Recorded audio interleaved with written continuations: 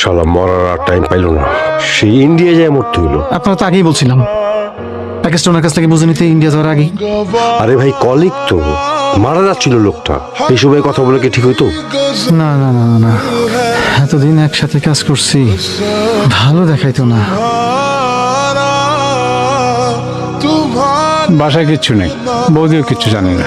পরিমল বাবু নাকি এসব কাজ অবশ্যই সারত। ইন্ডিয়া যাওয়ার আগে ওনার মেয়েকে বলে গেছে, রেকর্ড আছে সবকিছু। এর মানে কি? হয়েছে পরিমল বাবুর হেয়ালি করে কথা বলা, মরার আগেও ছাড়তে পারলো না। ডলি আপা কেমন আছেন?